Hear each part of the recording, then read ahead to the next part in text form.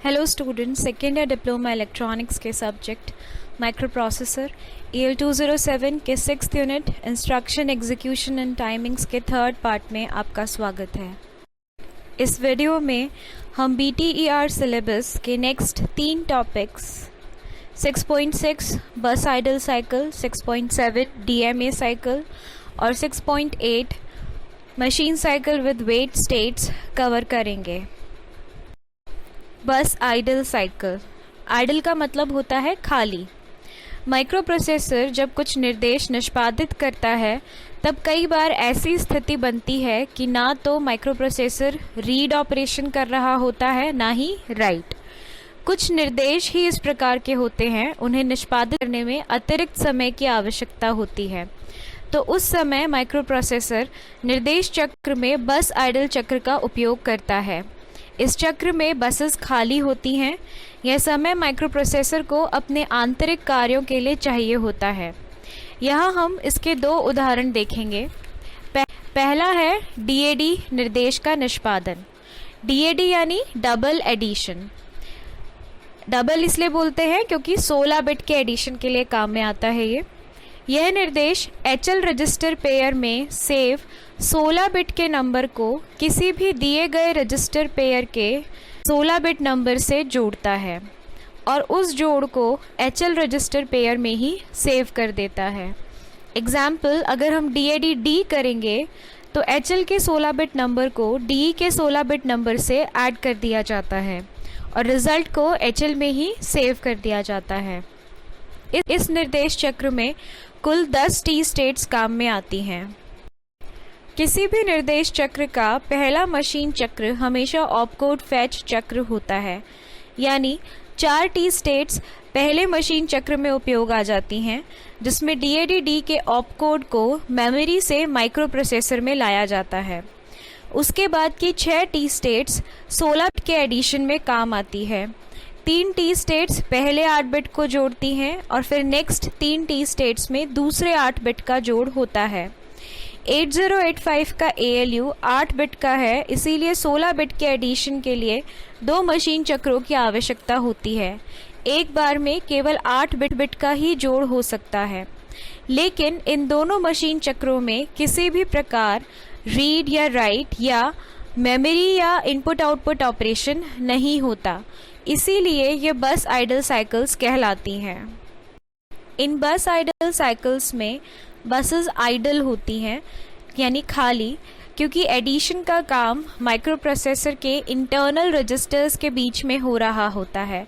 जैसे कि जो हमने एग्जाम्पल लिया उसमें एडिशन हो रहा है DE और HL के बीच में, जो म्यूपी के ही इंटरनल रजिस्टर्स हैं, इसलिए बसेस खाली रहती हैं। इन बस आइडल साइकिल्स को मेमोरी रीड साइकिल्स की तरह ही बनाया जाता है, लेकिन केवल यह अंतर है कि रीड और ALE सिग्नल काम में नहीं आते।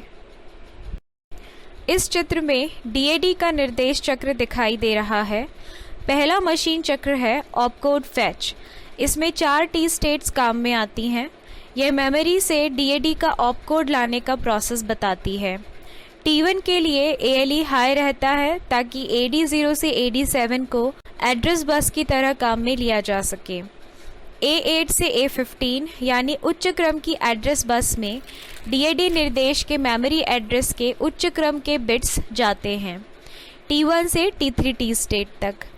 AD7 से AD0 T1 में जब ALE हाई है एड्रेस बस की तरह कार्य करता है और DAD निर्देश के मेमोरी एड्रेस के निचले क्रम के बिट्स को लेकर जाता है।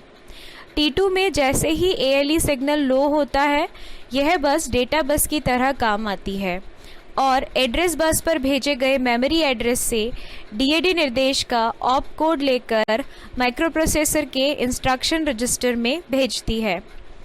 T4 में यह बस हाई इम्पीडेंस स्टेट में चली जाती है, क्योंकि अभी बसेस पर कुछ नहीं जा सकता, केवल इंस्ट्रक्शन रजिस्टर से ऑप कोड डिकोडर में जाता है, डिकोड होता है और फिर टाइमिंग एंड कंट्रोल लॉक द्वारा उसे निष्पादित करने के लिए उचित संकेत भेजे जाते हैं।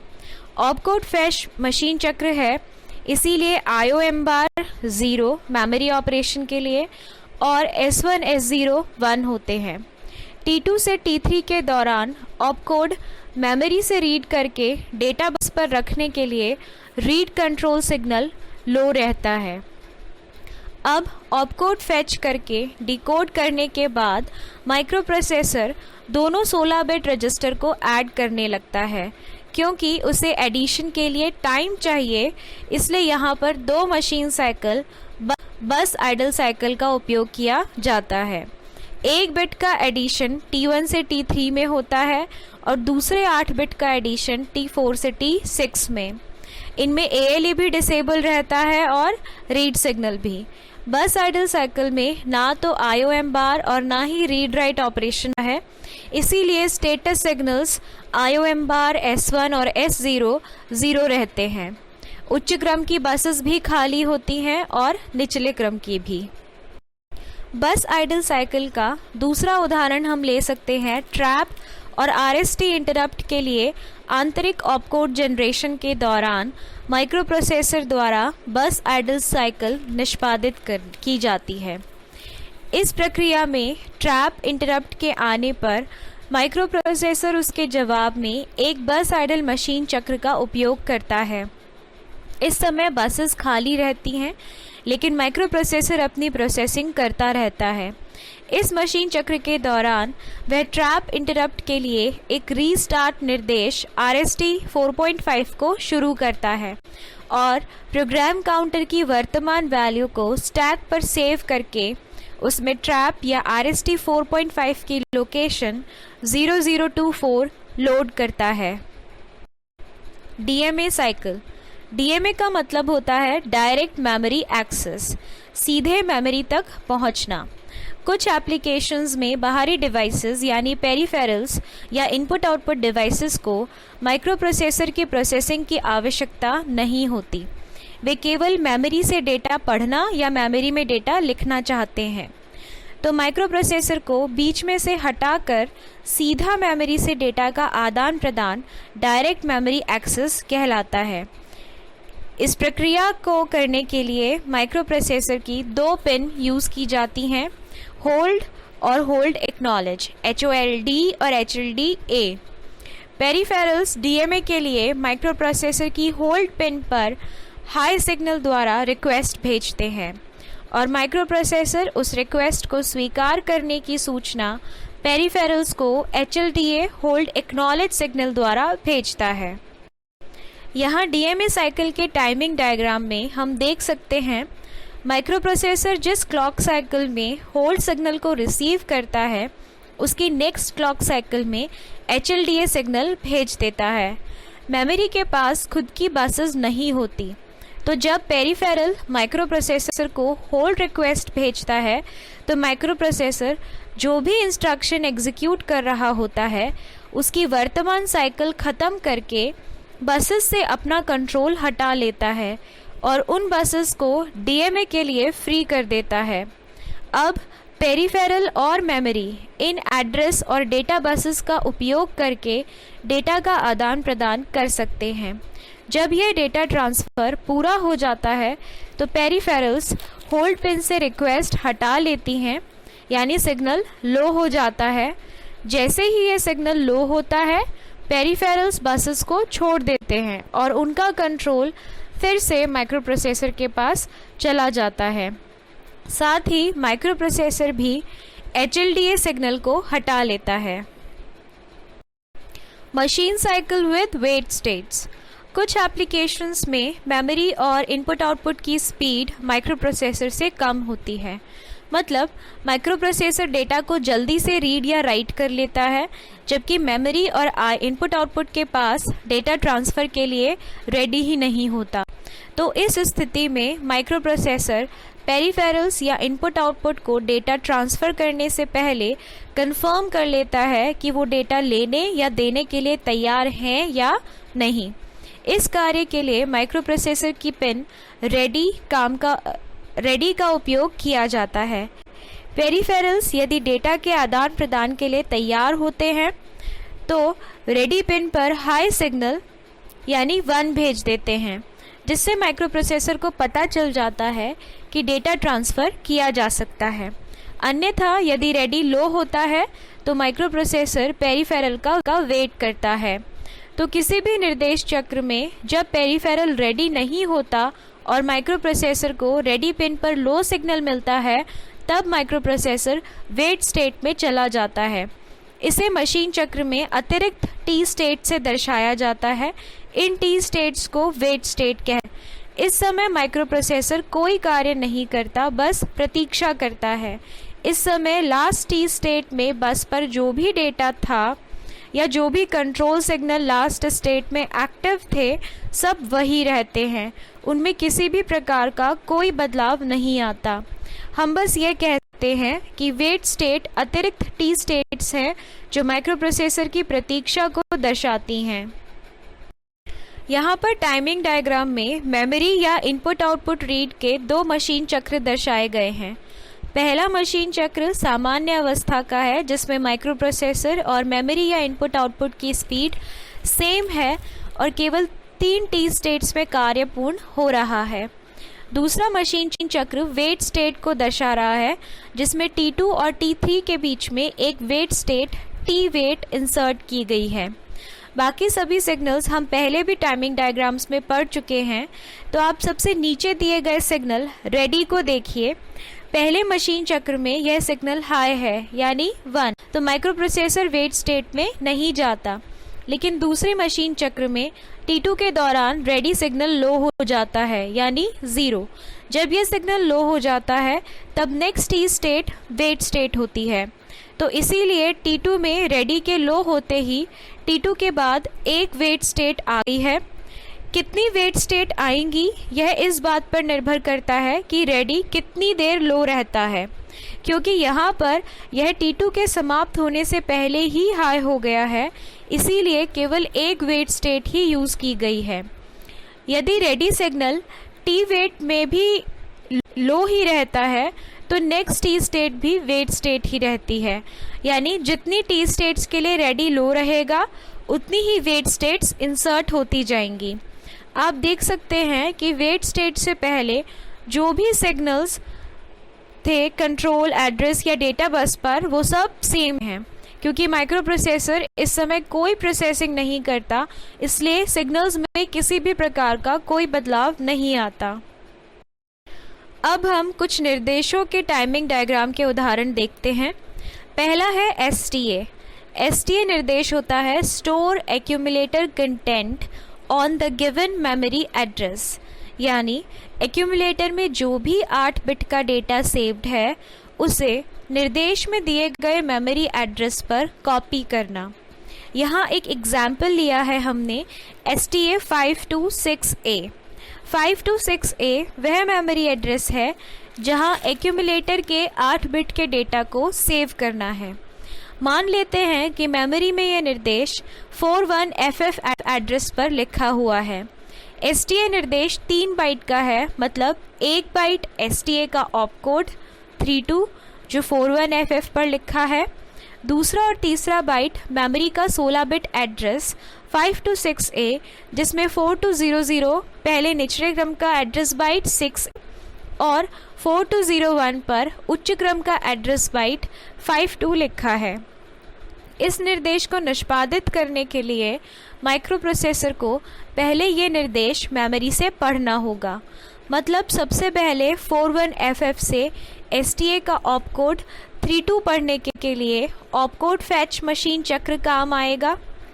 यह डीकोड होता है तो माइक्रो प्रोसेसर को पता चलता है कि एक्यूमुलेटर का डेटा मेमोरी में सेव करना है। तो अब वह मेमोरी एड्रेस पढ़ने के लिए 2 मेमोरी रीड मशीन चक्र का उपयोग करेगा। पहले निचले क्रम का बाइट 6A और फिर उच्च क्रम का बाइट 52 पढ़ा जाएगा। अब एड्रेस मिलने के बाद माइक्रो प्रोसेसर को एक्यूमुलेटर से डेटा लेकर उस एड्रेस पर सेव करना है, यानी एक मेमोरी राइट मशीन चक्र का उपयोग करके इस एड्रेस पर डेटा लिखा जाएगा। तो इस निर्देश के निष्पादन के लिए कुल 4 मशीन चक्र काम आते हैं और कुल 13 टी स्टेट्स का समय लगता है। यह STA का टाइमिंग डायग्राम है। पहला मशीन चक्र है ऑपकोड फैच। इसमें 4 टी स्टेट्स होती हैं। तीन मेमोरी से ऑपकोड पढ़ने के लिए और चौथी उसे डिकोड और एग्जीक्यूट करने के लिए। AD0 से AD7 में T1 में निचले क्रम के एड्रेस बाइट FF और T2 से T3 में डेटा बाइट यानी ऑपकोड 32 जाता है। T4 में डिकोडिंग होती है, इसलिए डॉट डॉट डॉट दिखाया गया है, यानी बस हाई इम्पिडेंस स्टेट में है, ना उस पर डेटा जा सकता है ना ही एड्रेस। A8 से A15 में T1 से T3 के दौरान उच्च क्रम के एड्रेस बाइट 41 जाते हैं। ALE केवल T1 में हाई रहता है ताकि मल्टीप्लेक्स्ड बस AD0 से AD7 एड्रेस बस की तरह कार्य करे, और बाद में जब ALE लो हो जाता है तो वह डेटा बस की तरह यूज आती है। T2 T3 में रीड इनेबल यानी लो हो जाता है ताकि मेमोरी से ऑपकोड को पढ़ा जा सके। राइट ऑपरेशन नहीं हो रहा है, इसीलिए राइट डिसेबल्ड यानी हाई है। ऑपकोड फैच के लिए स्टेटस सिग्नल IOM बार 0 और S1 S0 की वैल्यू 1 होती है। नेक्स्ट है दो मेमोरी रीड मशीन चक्र T5 से T7 और T8 से T, प्रत्येक में 3 T स्टेट्स उपयोग आती हैं। पहले मशीन चक्र में निचले क्रम का address bite 6A data bus पर जाता है और एड्रेस बस पर उसका एड्रेस 4200। इसी तरह दूसरे मेमोरी रीड मशीन चक्र में उच्च क्रम का एड्रेस बाइट 52 डेटा बस पर जाता है और एड्रेस बस पर उसका एड्रेस 4201। T5 और T8 में ALE हाई रहता है ताकि बस पर एड्रेस जाए और बाकी समय लो ताकि बस डेटा बस की तरह कार्य करे।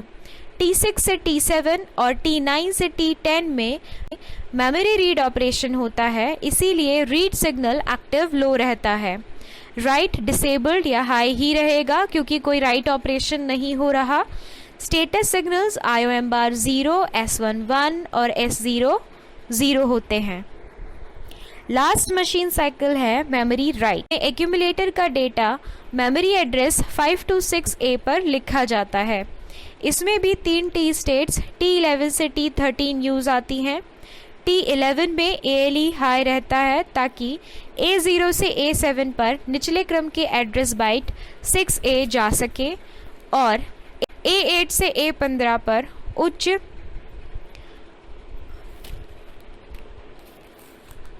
क्रम के बाइट्स जा सके। T2 से T13 में ALE लो हो जाता है ताकि D0 से D7 पर एक्यूमुलेटर का डेटा, फॉर एग्जाम्पल C7, हम ये मान रहे हैं कि एक्यूमुलेटर में जो डेटा है वो C7 है, वो जा सके।